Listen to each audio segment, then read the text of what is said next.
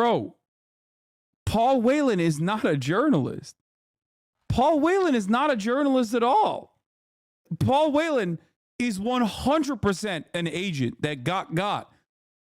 Another half day, ladies and gentlemen. Once again, another half day. Thank you. Biden pokes fun at his agent Trump during the White House Correspondents' Dinner. Thank you. If you think your Irish grandparents are wondering, my great-great-grandparents that came here in 1846, and went, what in the hell's going on? I want to thank you for the warm welcome, but please, not so loud. Donald was listening. Oh, God. So lame. He said the Donald. Way past his bedtime, too. You can fucking see it in his face. Be Don. I kind of like that. I may use that again. Kelly O'Donnell, President of the White House Correspondents Association, thank you for having me. Thank you, sir. But Kelly O, let's be honest. You're way too young to be president. It's been a year since I delivered this speech, and my wife Jill, who's with me tonight, was worried how I do. I told her, don't worry, just like riding a bike. She said, that's what I'm worried about. Of course, the 2024 election is in full swing. And yes, age is an issue. I'm a grown man running against a 6-year-old. Well, I feel great. This is so terrible. I feel like this is one of those things where, one, it's obviously Genocide Joe, right? So that's fucking ridiculous to begin with. But like everything here, everything he's doing is like when you see a child try to draw or do something that adults do for the first time ever, and they obviously suck, but like you're grading on a curve because you're like, that's a child. That's how I feel. I'm like, wow, he's able to get off a joke. Like, it's just so ass, but you're like, wow, look at that. Grandpa's able to fucking talk. Okay. I really feel great. I'm campaigning all over the country. Pennsylvania, Georgia, North Carolina. I've always done well in the original 13 colonies. I gotta pee. And speaking of history, did you hear what Donald just said about the major Civil War battle? Quote, Gettysburg, wow.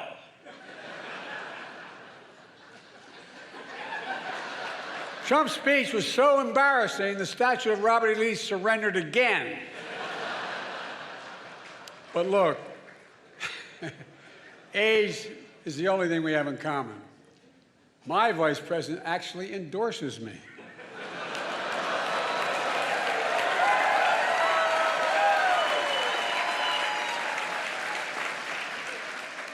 I had a great stretch since the State of the Union. Well, Donald has had a few tough days lately. You might call it stormy weather. What the hell? Trump's so desperate he started reading those Bibles he's selling. Then he got to the first commandment. You shall have no other gods before me. That's when he put it down and said, this book's not for me. Look, being here is a reminder that folks think what's going on in Congress is political theater. That's not true. If Congress were theater, they'd have thrown out Lauren Boebert a long time ago.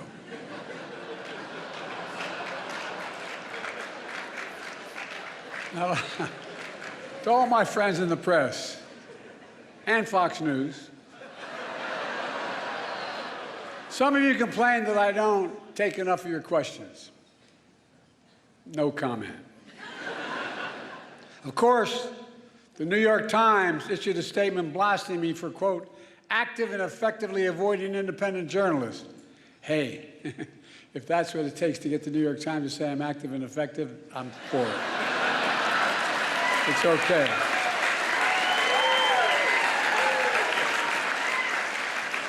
I have higher standards.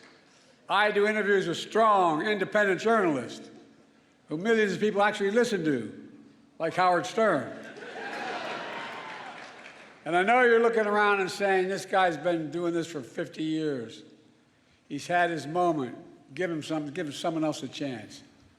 I feel like there's two different ways to analyze humor when it's the president trying to do a tight five. Like, and I want to be as deliberate in my language as possible here.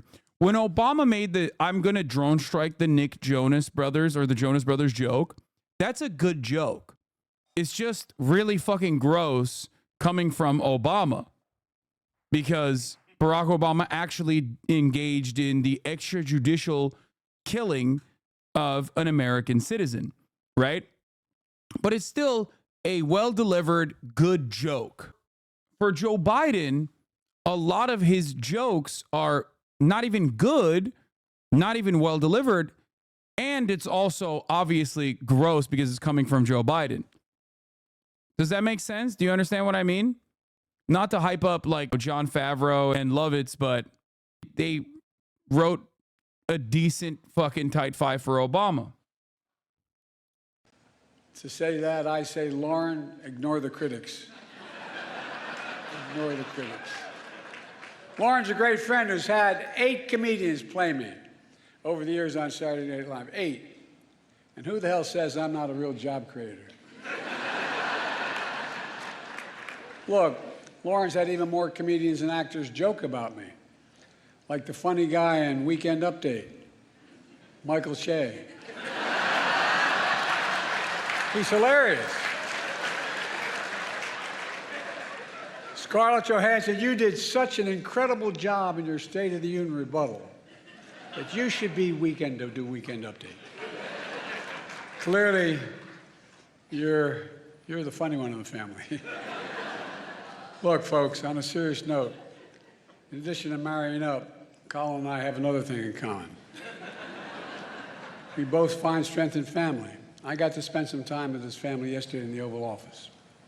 Colin's dad was a high school teacher in Staten Island, and his mom is an incredible woman, a family of firefighters, was chief medical officer in New York City Fire Department on 9/11. As a doctor, she rushed to ground zero, risking her own life, treating and saving fellow first responders. 9/11. Rushing into danger for others is my definition. Oh my God. Imagine if he made a 9/11 joke. That'd be so sick. I would, dude, if he turns around and makes a 9/11 related joke right now, it's going to shake my world. Okay. It is going to fundamentally alter the fabric of American society and everything I know about Joe Brandon. Patriotism and heroism. Oh no, it's just for an applause break. Never mind. That's not a joke. Never mind. And so is what all of you do when you report truth over lies. Oh God. Oh, you're so fucking lame. You suck, dude. You suck dick and balls and ass. That's why I want to close the night with my genuine thanks to the free press. There are some who call you the enemy of the people. That's wrong and it's dangerous. You literally risk your lives doing your job. You do. Covering everything from natural disasters to pandemics to wars and so much more. And some of your colleagues have given their lives, and many have suffered grievous injuries. Wait, is he talking about the Palestinians? Lost their freedom. Journalism's clearly not a crime, not here, not. Wait, what the fuck? Wait. What the fuck? Bro's writing unlimited checks to fucking the most efficient journalism murder machine. There ain't no fucking way he's saying that at the White House Correspondents' Dinner, right? Like, he's like, yeah, I killed many of you by way of Israel. That's right. Many of your peers that you obviously don't give a fuck about. He's probably just talking about Ukraine, right? The only place where there is journalism happening. Palestine doesn't exist. Gaza doesn't exist. Not there, not anywhere in the world.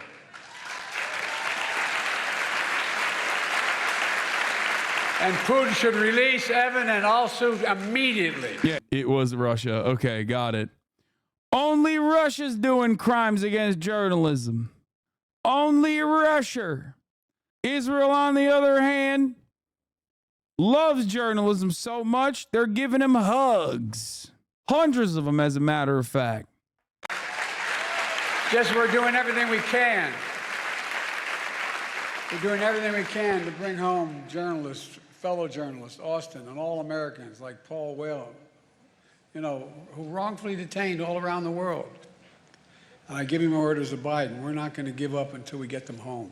All of them. All of them.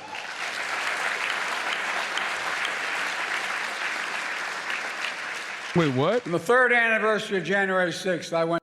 Wait, Paul Whelan? Bro, Paul Whelan is not a journalist. Am I wrong? Yeah, Paul Whelan is not a journalist at all. Paul Whelan is 100% an agent that got. That's Mr. Passport Enthusiast himself. Paul Whelan, the journalist that was caught. Dude. Listen. The rule in the espionage world is if you're an agent, if you are State Department, if you're CIA, if you're KGB, if you're FSB, if you are whatever the Chinese version is, and you get got, that's it. You got. This doesn't mean that Russia doesn't arrest journalists. They do. That the Evan dude is 100% a journalist, Wall Street Journal journalist that was arrested by the Russian government unjustifiably. He is a political pawn. It's completely ridiculous. Okay? Having said that, however, Paul Whelan absolutely firmly falls in the you got, you are a terrible fucking secret agent category. Multiple passports. He was arrested in the Moscow area by FSB, which later confirmed his arrest. Whelan's twin brother David said Whelan arrived in Moscow on December 22nd to attend the wedding of a former fellow Marine at Hotel Metropole Moscow to assist the groom's family members on their first visit to Russia, a country he had visited multiple times. He said his brother planned to return to Michigan. David said his brother entered Russia using his U.S. passport and had not been in contact with his family. He literally, BBC cited family members who bragged about knowing an agent of the FSB and was privy to an unusual cache of personal details about his friend, including which intelligence training schools he attended.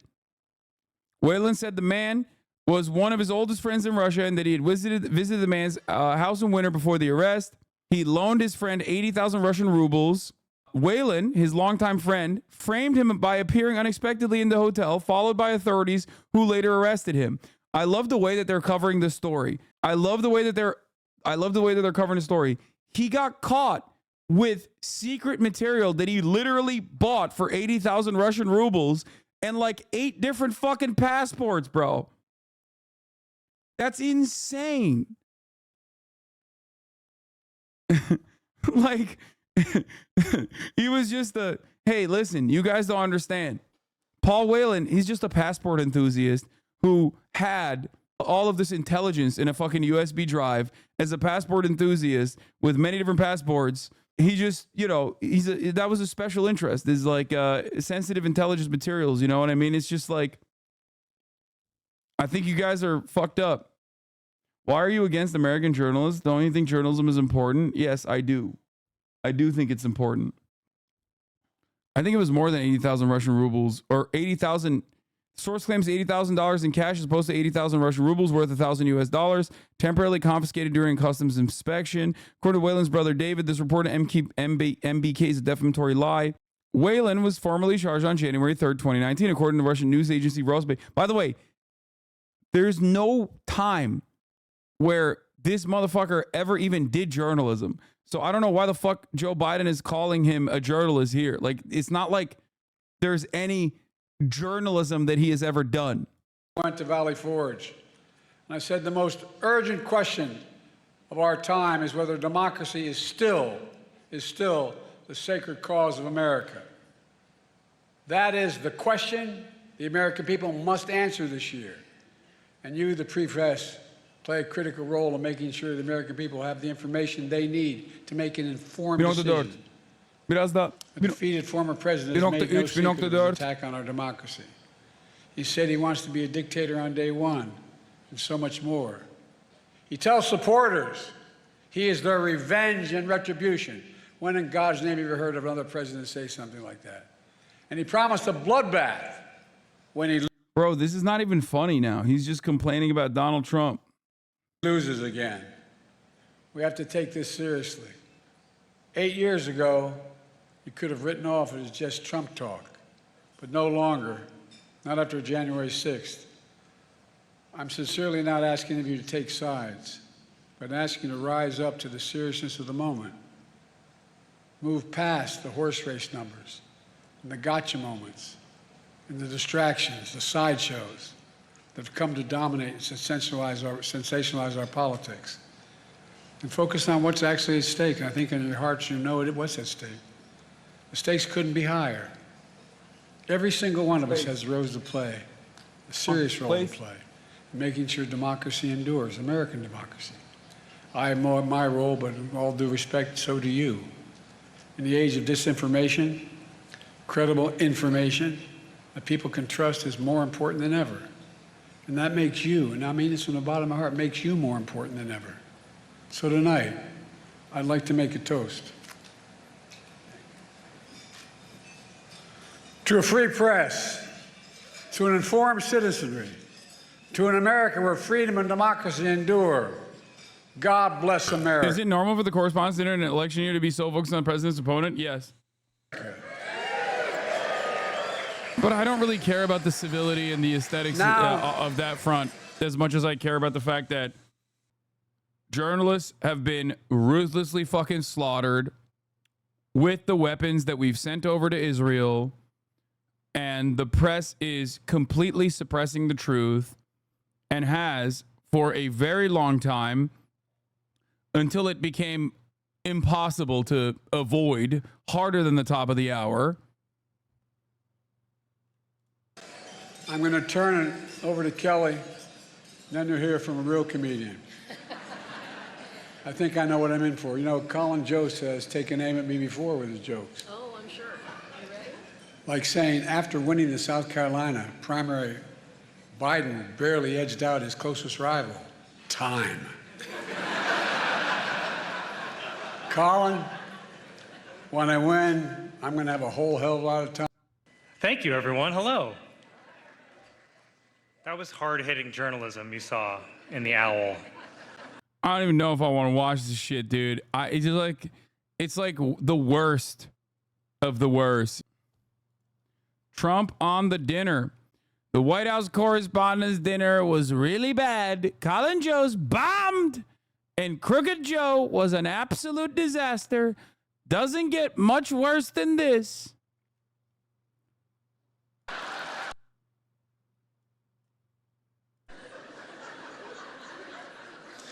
Before I begin tonight, Let's see what the banger liberal tweet was from Brian Carniello Joes. Can we just acknowledge how refreshing it is to see a president at an event that doesn't begin with a bailiff saying all rise? we just acknowledge how refreshing it is to see a president of the United States at an event that doesn't begin with a bailiff saying all rise.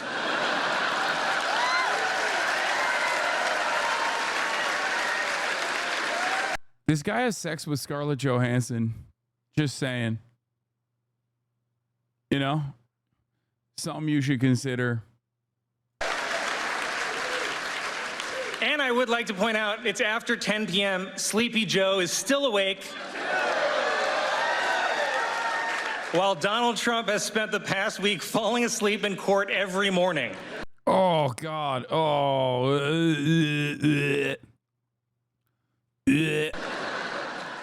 Though Fox News said he was just being anti-woke.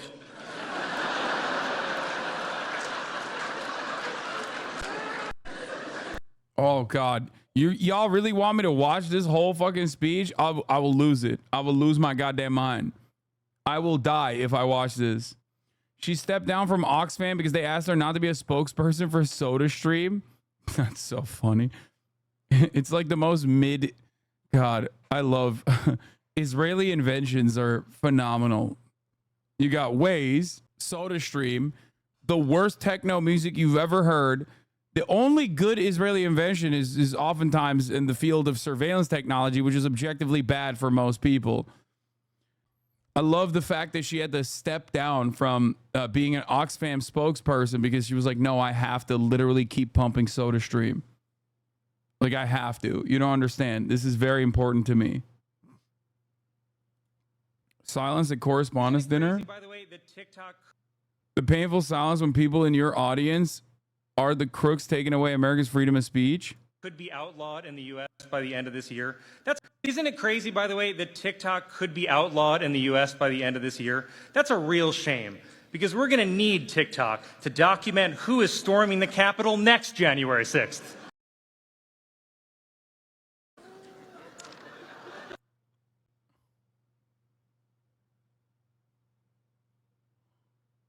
Oh my God.